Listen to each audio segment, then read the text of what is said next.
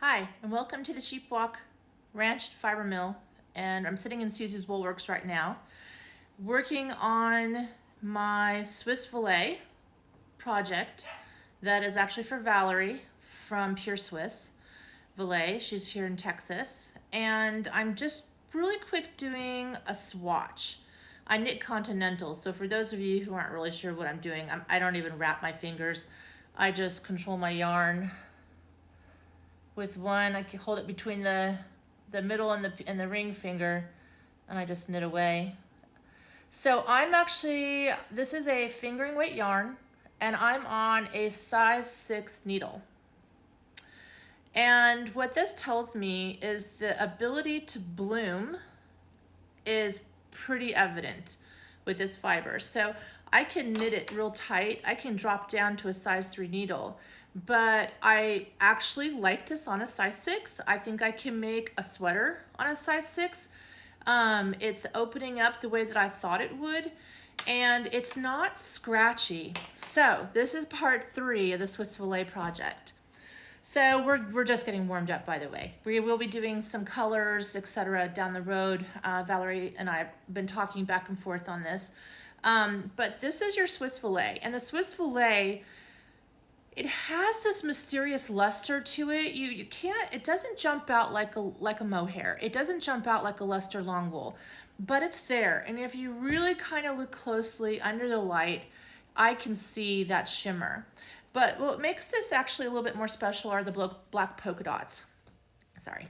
And I opted to keep as much of the polka dots in as possible, and then each fleece will have its own story to tell. But you can see that there's a slight heathering in there. And I can see with that enough light on there, I actually had to bring in some exterior light just to show you the shimmer. In terms of ease of use, easy to cast on, easy to work with. I could transition to a crochet hook just so you can get the sense of what we're looking at here. And I think this is always important. I can't guarantee that every mill owner is going to know how to knit, spin, or crochet, but you know somebody in your community that can. Yeah, in terms of crochet, this is actually really nice fiber to work with. What your real test then comes down to is you also, if you look really closely when you get your valet yarn, is that there's just a slight halo on there.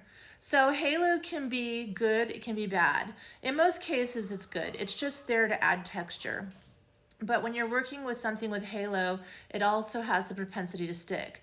And I'm not experienced that with my Swiss Valet. So I'm kind of excited about this. And that's the test, that's the real test, is how many times can you, oh, look, I'm trying to knit with my crochet hook. That's hilarious. I put 2 stitches on my needle. But how many times can you rip this apart before it's not usable anymore?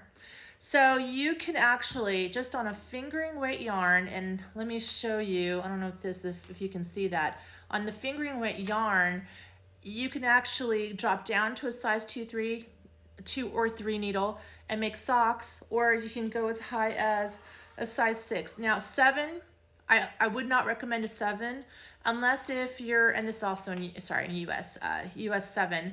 I wouldn't recommend going that high beyond a 4.5, 4.5, and the millimeter, being that it's then going to have too much air in a stitch, unless if that's what you're looking for. So if you're looking to do lace work, then because there is a certain amount of bloom just within the knitting process here, I would definitely recommend going up at least 2 needle sizes from what you expect it would be.